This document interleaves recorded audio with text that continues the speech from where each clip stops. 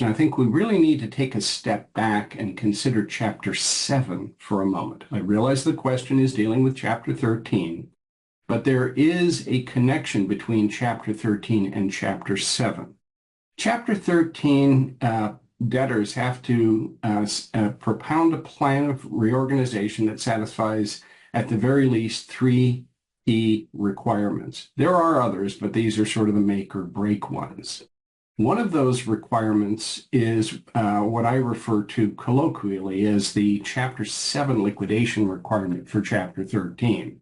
Practitioners tend to call it the best interest of creditors requirement, but I think that my name captures something very important.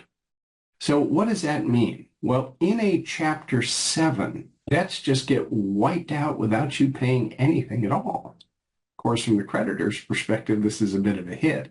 So there are some limitations. One limitation is on what you get to keep. You get to keep some stuff, but there's at least the potential to lose possessions in a Chapter 7 bankruptcy case. So one of the things we include in a set of Chapter 7 bankruptcy papers is a complete listing of everything you own or have an interest in. And I mean literally everything down to the shoes on your feet. And all of your possessions get divided into two categories: exempt, non-exempt. The exempt stuff, that's yours to keep. The non-exempt stuff is fair game for the Chapter 7 trustee in a Chapter 7 to seize and liquidate and have money to pay the creditors. So we determine whether something's exempt or non-exempt by appealing to the appropriate exemption table.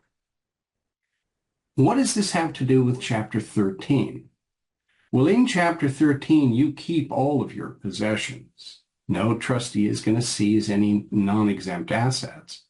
But we still go through the exercise of listing all of your stuff, dividing it into exempt and non-exempt categories, because the minimum that you can get away with repaying over the life of the Chapter 13 plan is what the creditors would have gotten in that Chapter 7. Well, how much would they get in the Chapter 7? The liquidation value that the trustee would get from liquidating the non-exempt assets and having money to pay creditors. Now, one thing I do want to emphasize, because if you're not in the game, you might wonder exactly what is being exempted here. We are not trying to exempt the value of the property. We are exempting the value of the portion of the property that you actually own. We refer to that as the equity. How do we calculate equity? We take the market value of the property. From that, we subtract out the amount you still owe based on, maybe you have a mortgage or a couple of mortgages. The amount left over after that subtraction is the value of the portion of the property you actually own. That's the equity. And that's what we have to protect in a Chapter 7. And the non-exempt portion of that equity is the starting point for that Chapter 13.